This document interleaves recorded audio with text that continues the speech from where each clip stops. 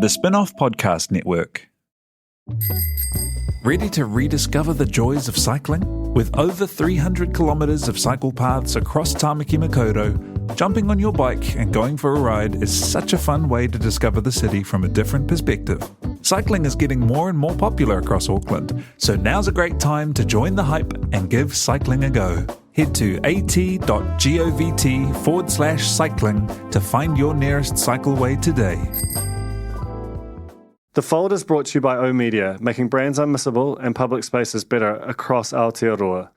Kia ora and welcome to Not The Fold. I am Duncan Greive, but I'm interrupting our normal schedule to invite you to listen to the first episode of Coming Home, which is a brand new limited series podcast from the Spin-Off. And it explores a phenomenon that I actually wrote about earlier this year about the New Zealanders who have come home sort of ahead of schedule and unplanned during the pandemic, about their terrifying journeys home, what they plan to do when they get here, how they've been received, and just what the shape of this phenomenon really is. I think it's a really interesting podcast. It's hosted by me along with Jane Yee, our podcast manager at the Spin-Off, and it's something a little bit different for us, but I think if you enjoy The Fold, you'll probably enjoy Coming Home too.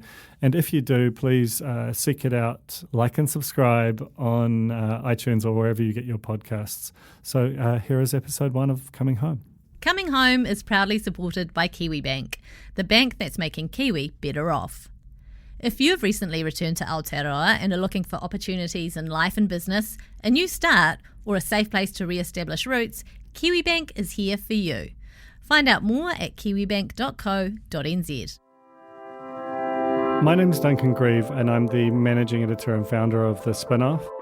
And in June of this year, I wrote a story about a phenomenon that I'd watched unfolding over the previous few months. COVID-19's prompted thousands of migratory Kiwis to return. However, beyond the raw numbers, little is known about who exactly is coming back and how long they're staying for. I'm home. This is what home looks like.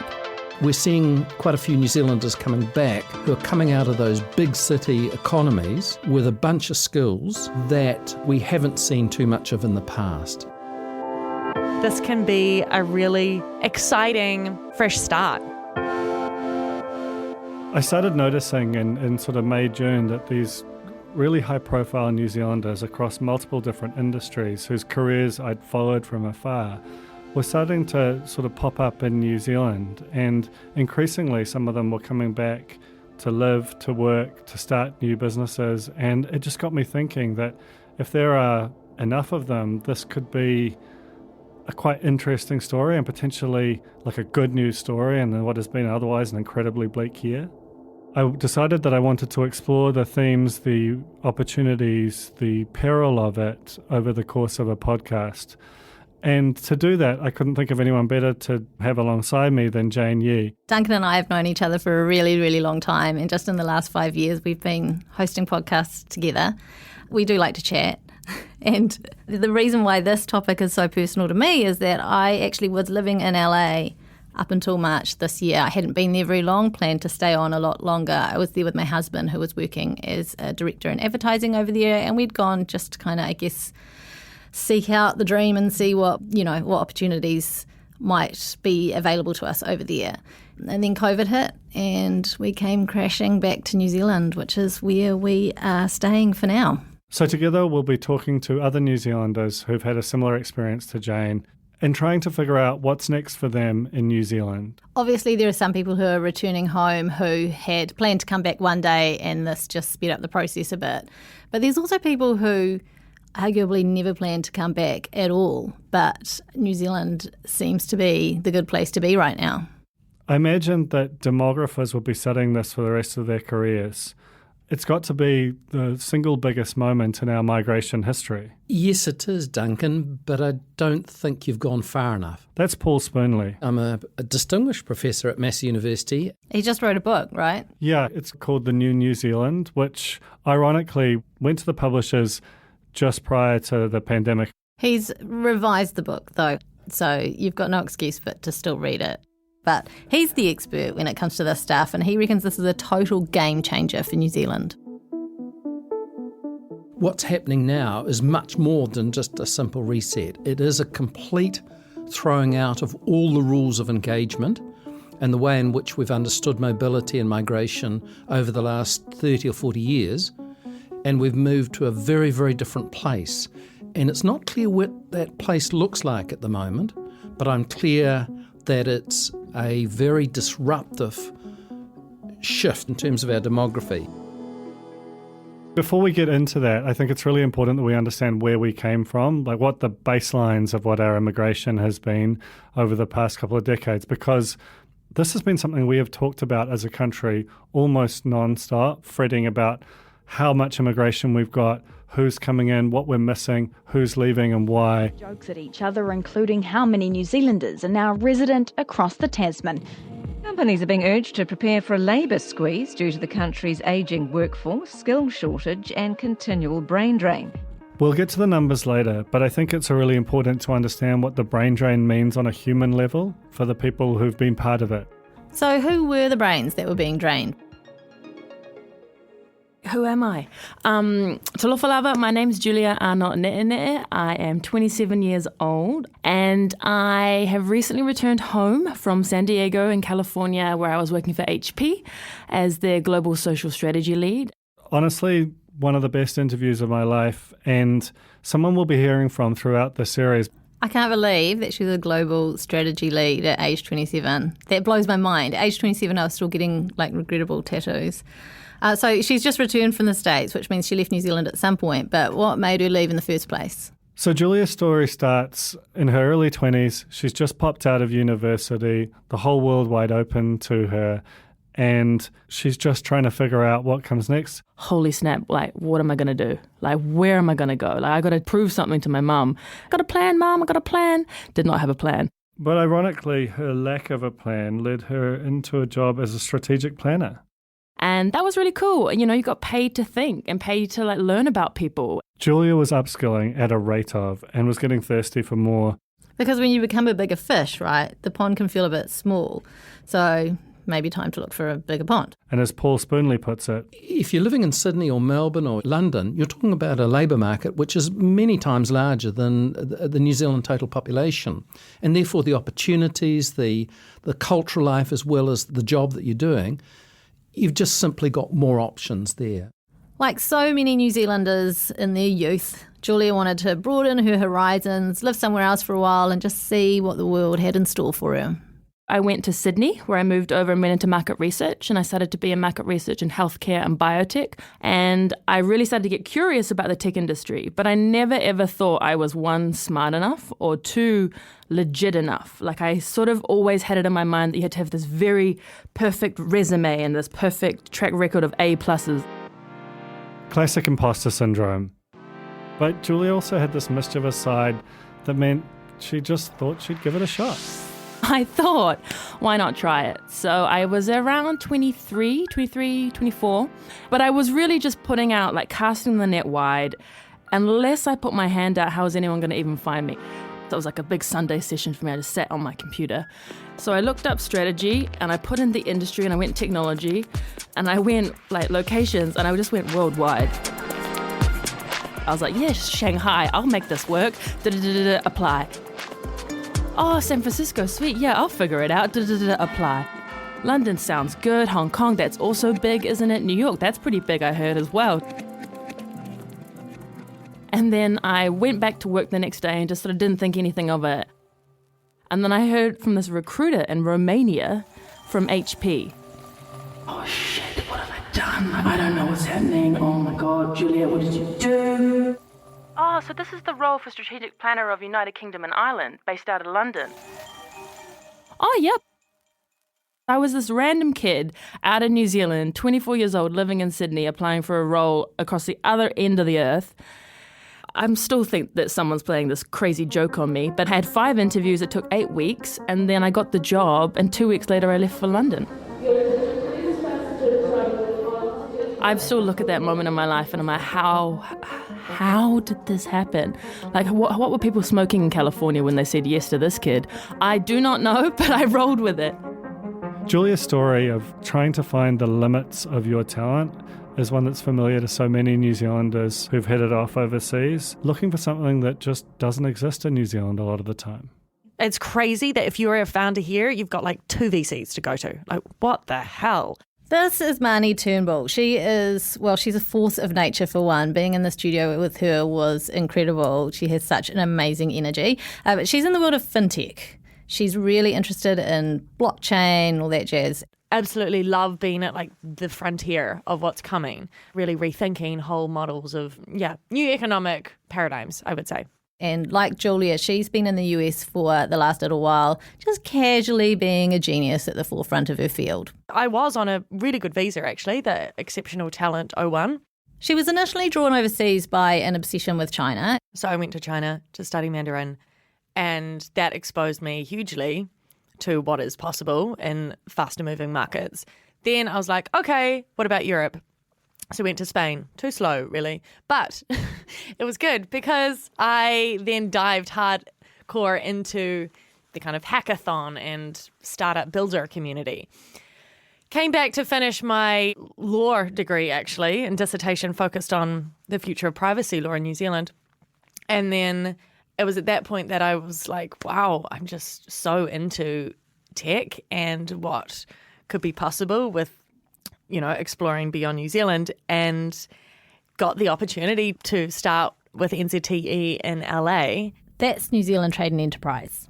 Yeah, boom, to LA. I'd never even been to the US, actually, so that was kind of wild. I was pretty naive on that front, actually, about what it would entail. Yeah, from there, found more of my pace and community more was San Francisco than LA. I would say it was a weird kind of feeling of coming home, actually. As soon as I got there, it was like, whoa, these are my people and this feels good. Duncan, do you think these people don't feel at home in New Zealand because their ambition outweighs the opportunities that are here for them? It's hard to know whether they actually don't have the opportunity or they don't necessarily feel like they can access it. I think it's really common in your teens and your 20s to feel like there's something burning inside you that has to get out, but you don't know exactly how to do it. And I think for New Zealanders, coming from a small country that's a long way from anywhere, there's something about proving yourself on a world stage that's really important, really validating. Yeah, most of us just go and pull pints in an English pub though, right? These people are spreading their wings and taking over the world.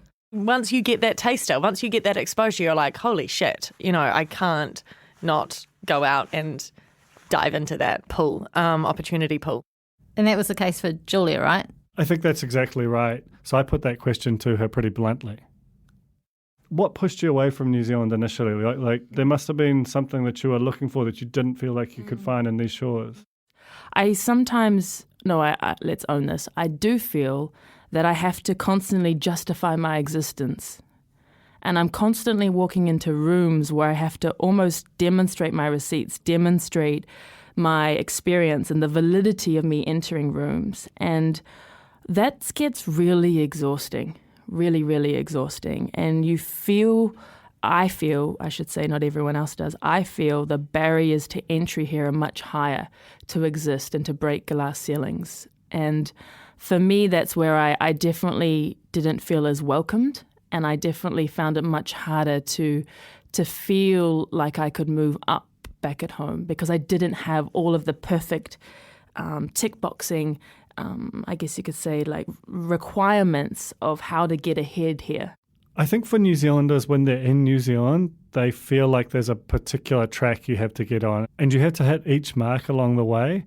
Whereas when you go overseas, you don't carry any of that baggage. You don't really know what the process is. You can just kind of throw yourself at the world and see what they make of you. And definitely I found being in the States that you're encouraged to be ambitious. You're really encouraged to kind of like talk yourself up. And it's so often about how you are in the room and your rapport with people and your selling of yourself as much as any experience that you might have. Like people can just feel like you'd be a good fit here. It's interesting. I often think of these big moves as a really big deal that people spend loads of time thinking about, probably because that's what I would do. But sometimes it's just a matter of one thing leading to another, I guess. I basically left just because I just wanted to go somewhere that would be so completely foreign to me. I was not leaving with the intention to go on a long trip or live abroad or never come back. This is Rachel Morris. She's actually talking to us over Zoom because she's in a hotel in Auckland. She's in quarantine. But she's also a bit of a hotshot. I was the editor of a publication called HuffPost Highline, and that was the digital magazine of HuffPost. So I've been following Rachel for years. She was one of those New Zealanders within journalism, you know, my field, whose name was in lights. And honestly, I was just sort of in awe of her and never imagined that she'd ever return home. I was based in Washington, D.C. for about 5 years, but living in the United States for nearly 17 years before that. The whole thing started where I was going to go backpacking for a couple of months with a friend in Vietnam and wound up getting a job at an English language newspaper. And that was the first time I'd ever done any journalism. I really loved that, and then stayed there for more than a year. And one of my colleagues had been to the journalism school at Columbia in New York and suggested I apply, which I did, and wound up, going to New York for that. So it was basically this 2 or 3 month backpacking trip. I never really lived in New Zealand again after that. That just kind of kept leading to other things. You never did Noe, did you? No, I had a child when I was incredibly young instead. Would you have otherwise, do you think? Oh, yeah, absolutely. See, I never did Noe either, and I never really wanted to. I felt like, I was happy in New Zealand and I was happy to travel, but I never wanted to live abroad or try and make a living abroad. And yeah, it's weird because just today I've been really, really missing LA, and I would never have imagined that for myself at the ripe old age of 41 years old, that I'd kind of be yearning to have that overseas experience. I'm not going to leave though, don't worry. Glad to hear it. So LA was really interesting for us because it's such a transient place. Everyone in LA is not from LA. So you do kind of manage to fit in a lot quicker because no one has their kind of extended family around or their friendship network. And so you're forced into this position. And it's a good place to be where you can make friends quite easily. Everyone's from somewhere else. And actually, there are loads of Kiwis in LA, and there was one family who had moved over there not too long before us, and we were planning to catch up with them over there, but it never actually happened because of COVID, and we did actually manage to catch up back here, though. All right. Can I get you a tea? Oh, yeah, well, it's a cup of tea of some kind would be fine. Whatever you've got is easy. Yeah, a cup of tea's good. Hello, my name is Polly Fryer and I am a post-production executive in non-fiction at Netflix, based in the Netflix content headquarters on Sunset Boulevard in Hollywood, Los Angeles. But right now, you're sitting at my dining table having a cup of tea in Auckland, New Zealand. I'm a bit like the Netflix Auckland office of one, basically. While we were in the States and all lovingly doing our role at Netflix, when COVID hit and the office was shut down, we were working remotely from our house in Studio City, which was all well and dandy, but 14 weeks was a bit much. And so then we came back here to New Zealand, and Netflix kindly allowed me to work from home here. So basically what I do So you might notice that even though Polly's a New Zealander, her accent is kind of hard to place. I'm originally from the UK and I still have family in the UK. But today she absolutely considers herself a Kiwi. Yes, I've been 12 years here, and I really do consider myself a naturalised Kiwi. I feel a great connection to our land and our culture and our people. You and I were supposed to meet in the States, and this is actually our first meeting back here because we both spent time over there with our families. I was there for my husband's work, but you were there for your work, but you had your husband and 2 girls in tow. How did you end up over there? Quite a journey, actually, quite an exciting journey. So I've been a producer in New Zealand for quite a few years, doing feature films and series and non-fiction content. And one of my last gigs here was a series called Dark Tourist, where I met your husband, Joel, who did our amazing title sequence. I'm David Farrier, and this trip gets weirder than I ever imagined. You've seen the series, Duncan? Yes. Good, right? That title sequence. Title sequence is really the best thing about it. The rest I don't care for. No, it's a great series. Yeah, so in case you haven't seen it, it's essentially... How would you say it? Basically, the series follows David Farrier as he goes around the world doing what's known as dark tourism. So Dark Tourist was New Zealand's first ever original commission for Netflix. Also, at the same time, I was kind of delivering a couple of movies that had been made but purchased by Netflix, so Tickled and The Breaker-Upperers. This tickling empire is way bigger than we ever imagined. They have tickle cells all over the US. They're everywhere. And it's I remember so clearly when Tickled and The Breaker-Upperers arrived on Netflix. Tickled, this amazing documentary where Farrier travelled to the US and uncovered this very bizarre and creepy sort of tickling fetish cult. All hell broke loose. And The Breaker-Upper is like a fantastic, New Zealand comedy that felt like it contained a whole generation of New Zealand comedians. Sheree don't wanna be with you no more. Sheree don't wanna be with you no more. It's such a big deal for those creators to have made it onto that platform. It really changes your career, and we have Polly to thank for that.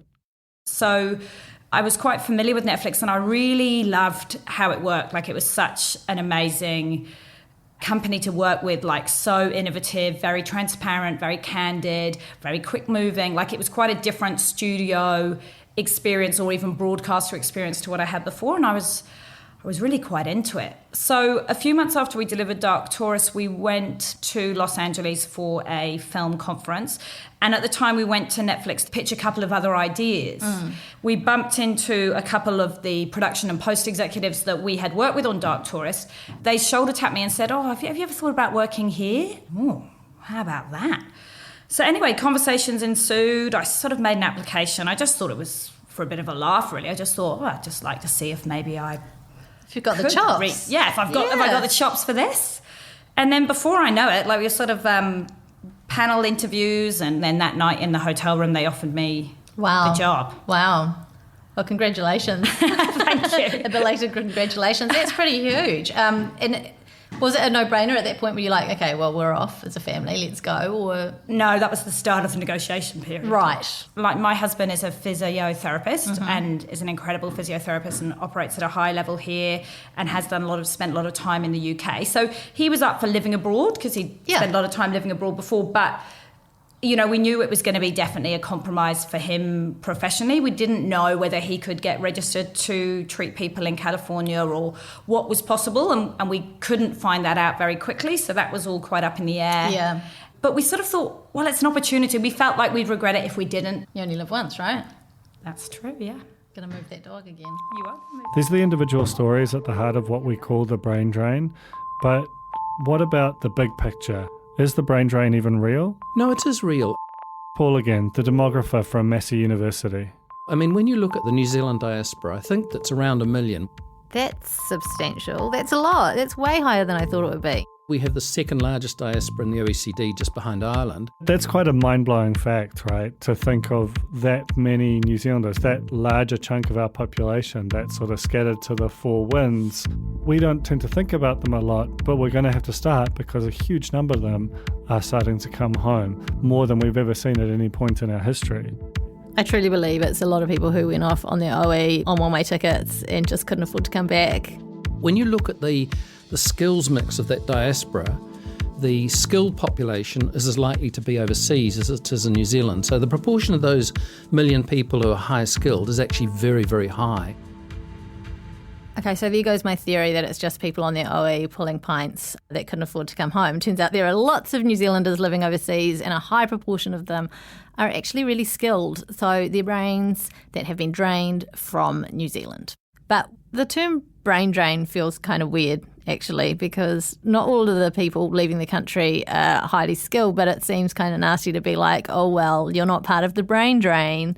You're just part of the drain. I think that the phrase brain drain is very self-conscious. It's almost resentful of those who left. I also think that while people who left might have gone with kind of that brutal designation unskilled, all that says is your level of education or training when you left. It doesn't say what you did when you went there. So to be honest, I feel like all of the returning New Zealanders, irrespective of their education, bring with them something that, when applied to New Zealand, is going to change this country. And with normal migration, when someone comes in, you know a huge amount about them in terms of their education, their skill set, what they've been hired to do.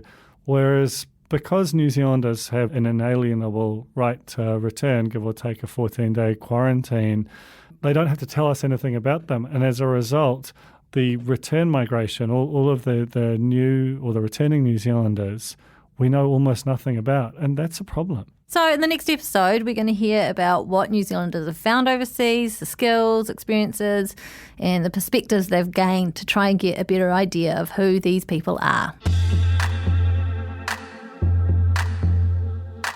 Coming Home was brought to you by The Spin-Off and KiwiBank. It was presented by me, Jane Yee. And me, Duncan Greive. It was produced, edited and mixed by Claire Crofton. Thanks to RNZ for allowing us to use the archived news audio we've included in this episode. And shout out to Tina Tiller and Josie Adams for recording and helping us with interviews, and to Alice Webb-Liddell and Sherry Zhang. And to Lucy Raymer, of course, for booking our interviewees. She's an organisational genius.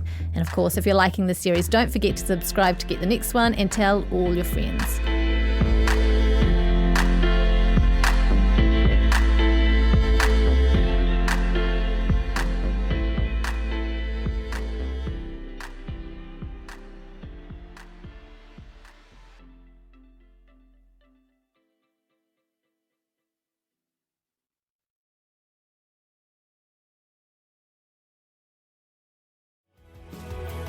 That was The Fold, brought to you by our partners at oOh!media, making brands unmissable and public spaces better across Aotearoa. Huge thanks to oOh!media for sponsoring this episode of The Fold and enabling us to make unmissable connections with Kiwis.